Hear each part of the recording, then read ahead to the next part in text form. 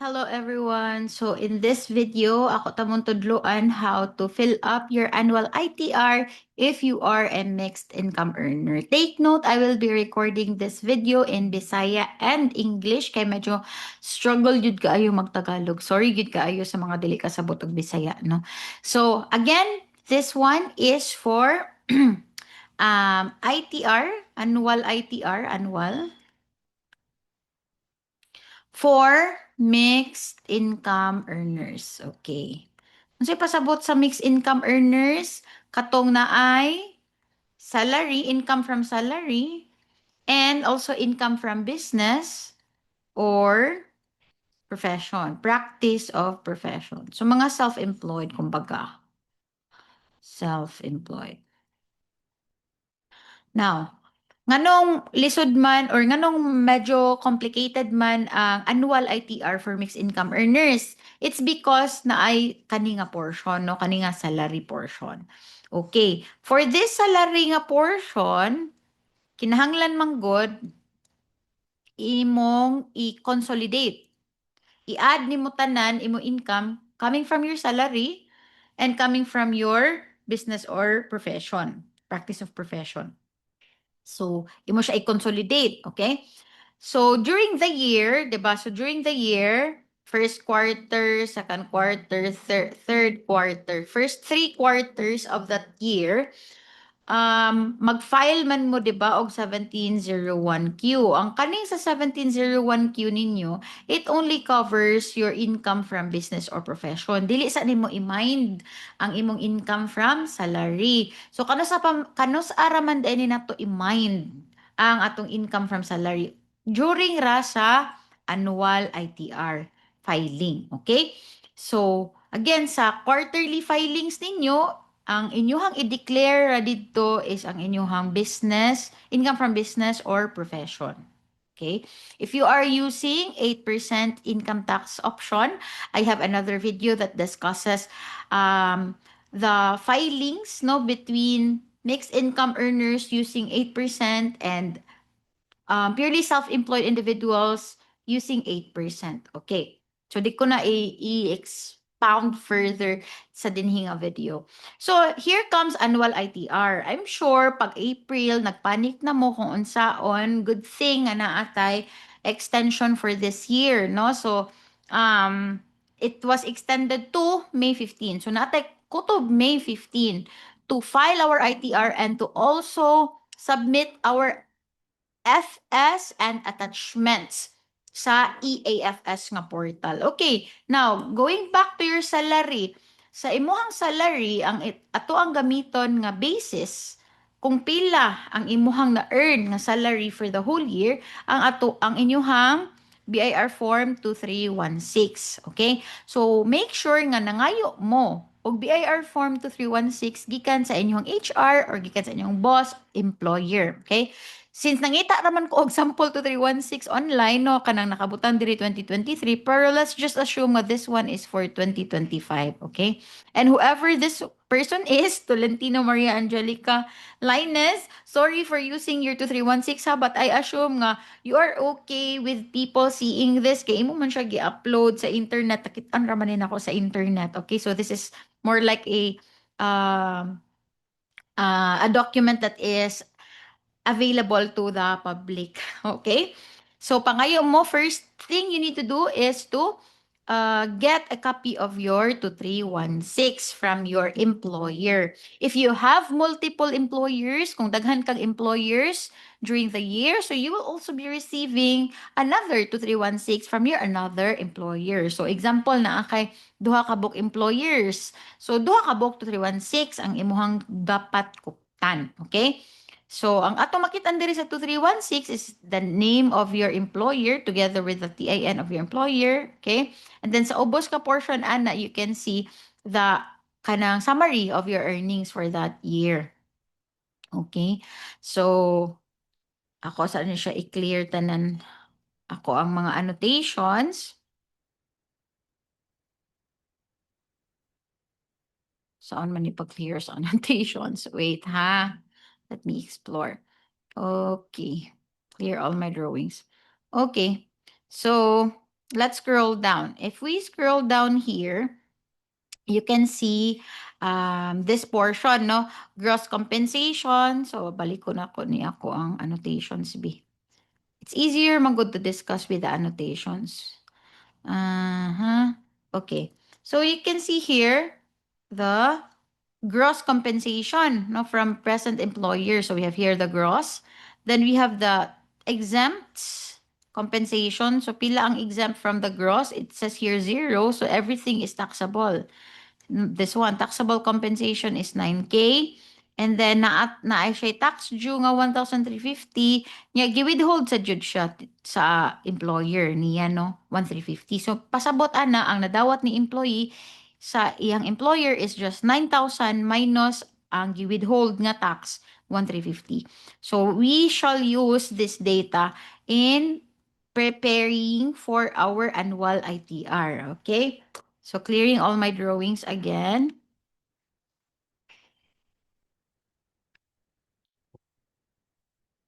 Clear all drawings. Okay.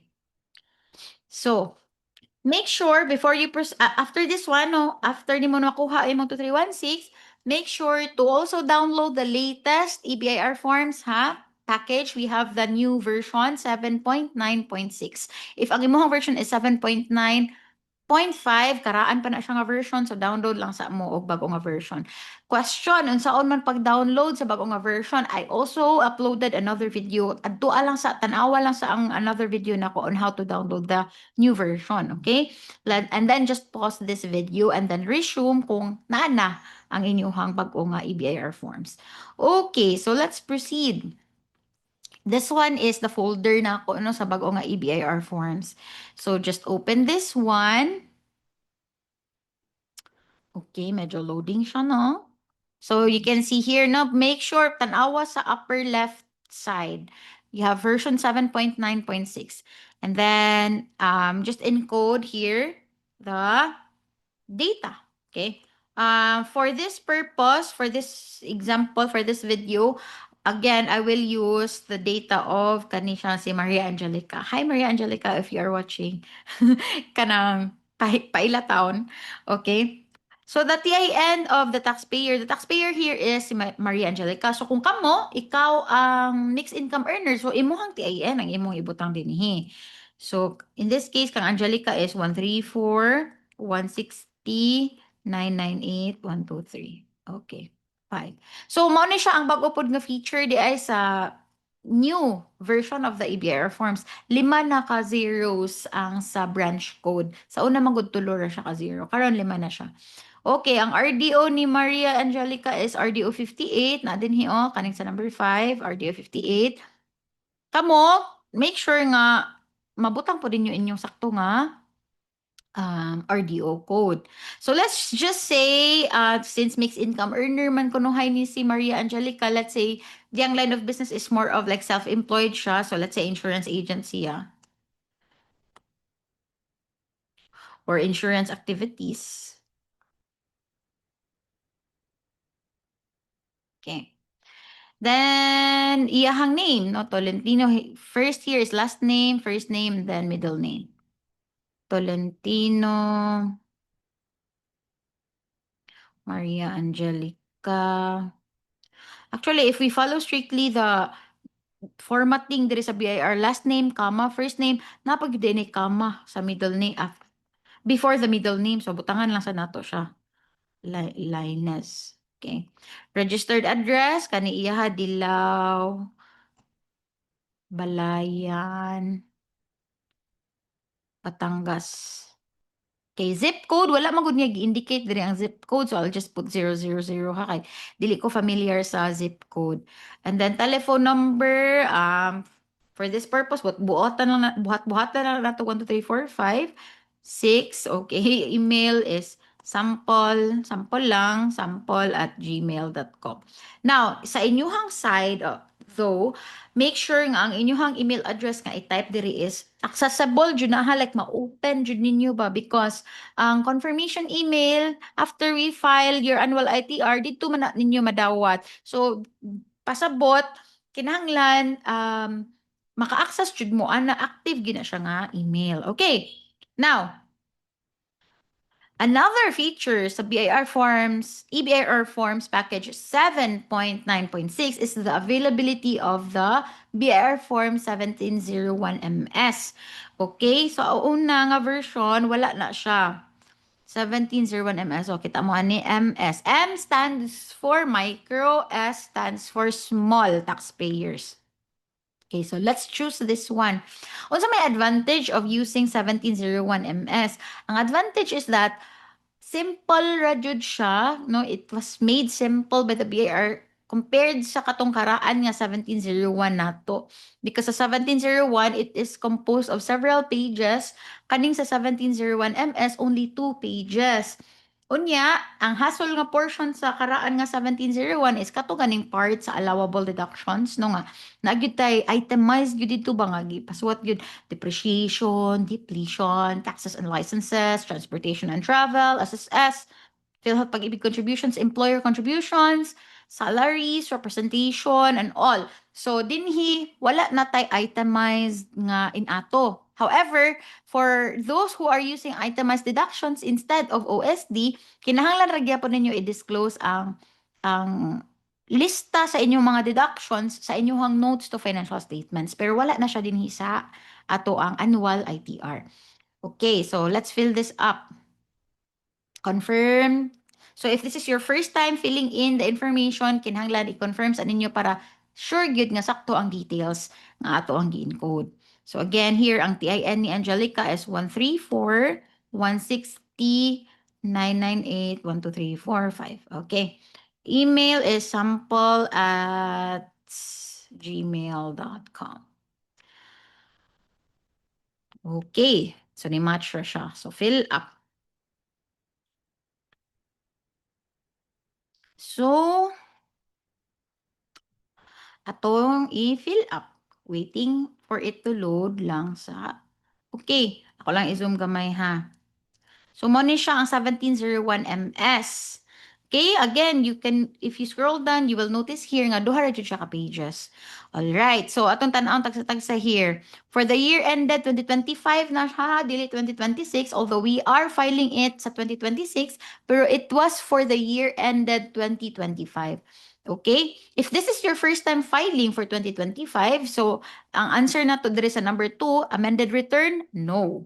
But if naka-file na mo pero naamoy i-change, naamoy i-edit sa inyong previous nga na file, then this will be your amended return. In that case, click lang yes. But for purposes of this video, no. This will be our first time.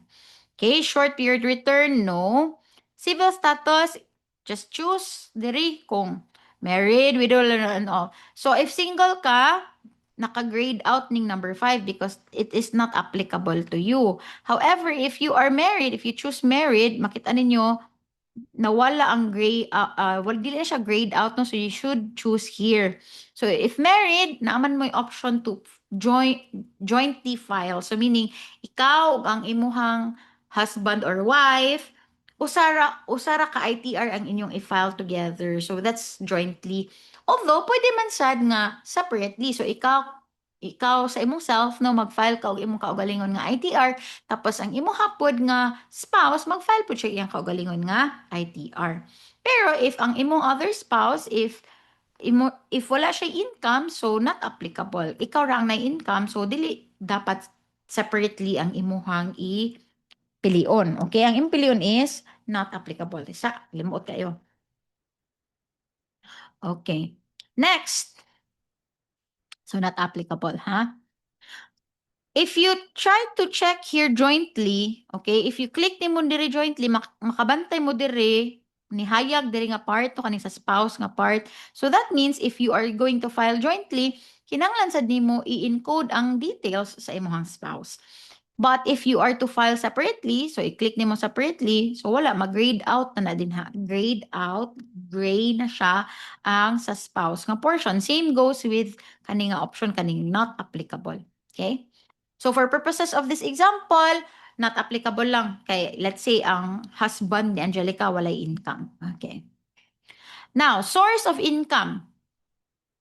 So kaning first two options, income from business and income from profession, that is if purely self-employed ka. wala kay nadawat nga sweldo from any employer. But again, for this video, di ba, ato i-assume nga mixed income earner. Okay. So mixed income na siya income from either business or profession plus napod siya income from salary. Okay, income is subject to, okay, ako na i-zoom pa more para mas klaro siya sa inyong screen. Income is subject to, okay. Sa first quarter filings ninyo for the year 2025, you have the option there, di ba? To be subjected with graduated income tax rates or to just use 8% income tax rate. Whatever you chose sa first quarter, irrevocable na dyan na siya. Like, di mo pwede mag-change later on for this particular year. So, kung unsa man ganito inyong i-follow sa first quarter, mausa na dapat ang inyong i-follow for the annual, for that particular year.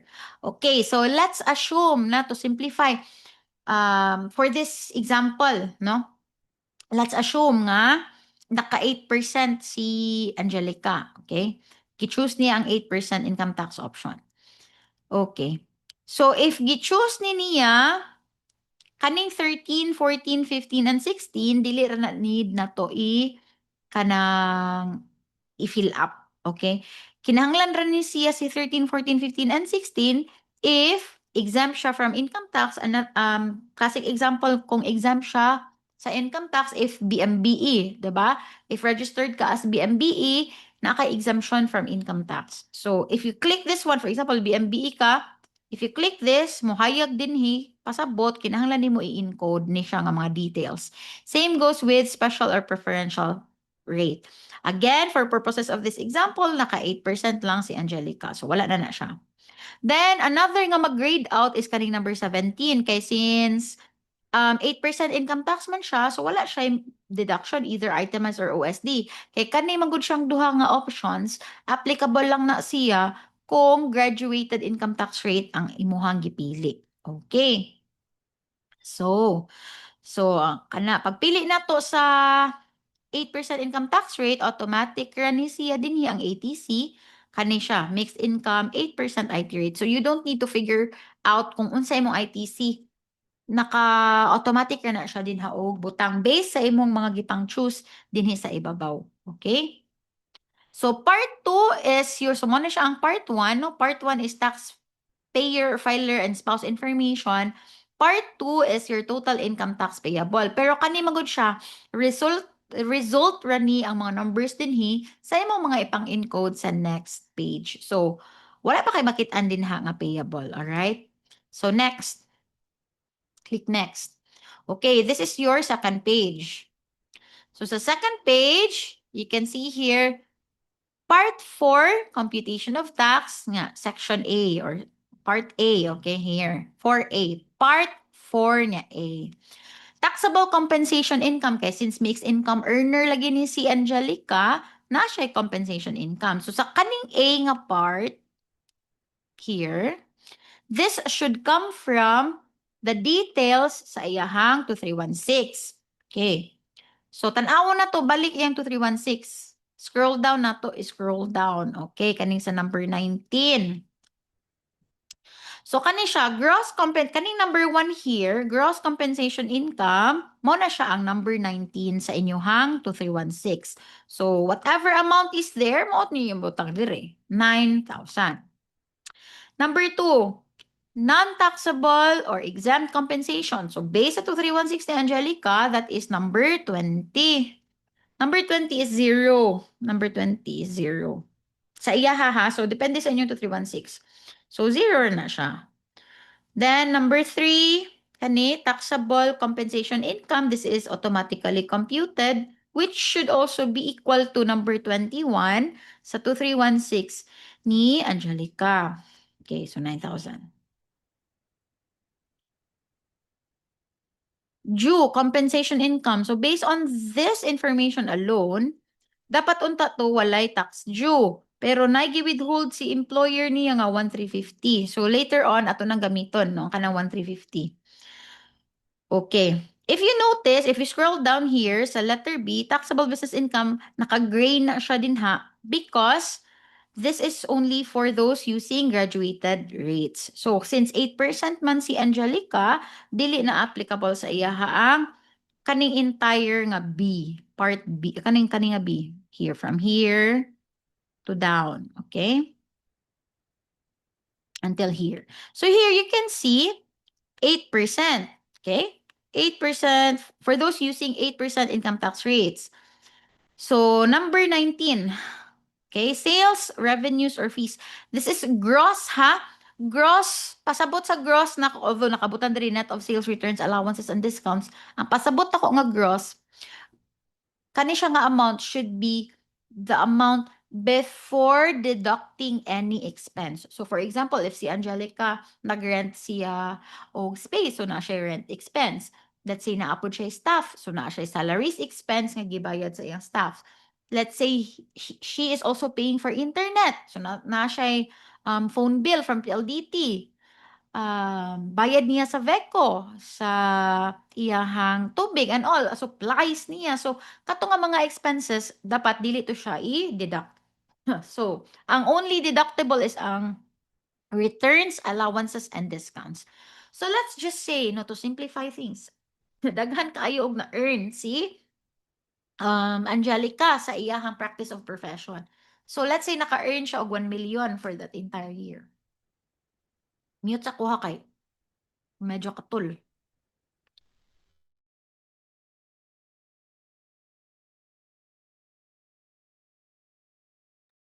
Okay, so 1 million ang iyang na-earn. And then other than operating income, so if na siya any income nga na-receive other than the practice, other than sa iyang main line of business, ayapon nang ibutang din ha. Okay? So if ever magay-naa, so just add row, okay, whatever that income is, and then save and all. So let's say wala, kana ra jud. So based on that, kabantay mo sa number 22, this is also the good thing about this version, no? Because in number 22, it says here, allowable reduction, katugaling 250K, nga pareha sa 8%, dili na siya applicable if mixed income earner ka. So, to also prevent you, taxpayers, from encoding number 22 nga minus 250,000, naka-grade out, dili na siya ma-edit if mixed income earner ka. If dili ka mixed income earner, let's say purely self-employed ka, kani siyang si number 22, makabutang ka din ha og minus 250,000. Okay, but since again, mixed income earner man siya, so 1 million, so automatically 8% of 1 million is 80,000. Mao na siya ang iyahang tax due. Okay. Now, comes part 5, computation of tax. Mao na ni ang last part no sa ato ang 1701 MS. Nakanindot po sa 1701 MS ba? Wala na gani aside from wala na tong page wherein you will encode your itemized deductions. Wala na po dinhi ang katong reconciliation gani nga page ang nga portion no i-reconcile nimo ang imong income per books with your income or loss per ITR. Okay, wala na po na siya dinhi ang reconciliation. Anyway, so number 1, prior years excess credits. If naamoy negative nga tax payable, so mahog na siya tax refundable nimo sa last year sa katong 2024 ninyo nga ITR, let's say tan-awa to balik no halong kata to inyong 2024 nga ITR, if na nakabutang dito nga negative sa first page no negative unya ang imong gi-choose dito for the negative is i-carry over nimo siya sa next year, so you can claim it as your as a tax credit for this year. So let's just say, assuming, for example, sa 2024 nga ITR ni Angelica na ato'y negative dito nga 2,000. So, negative 2,000 pasabot, 2,000 siya nga prior year's excess credits. Tax payments for the first 3 quarters. So, asa man nato tan-awon? Tan-awa inyuhang 1701Q sa first quarter, second quarter, o sa third quarter. If naamoy mga nabayaran dito nga taxes, i-add to tanan katong tulo and then ibutang ang amount dinhi. So let's just say 20,000. Creditable tax withheld for the first 3 quarters. So if you are receiving 2307 from your clients or customers, Tan-awa po to dito niya, kung gigamit na ninyo siya, ang 2307, sa first 3 quarters, tan-awa ang amounts dito, and i-add siya tanan and i-type din he.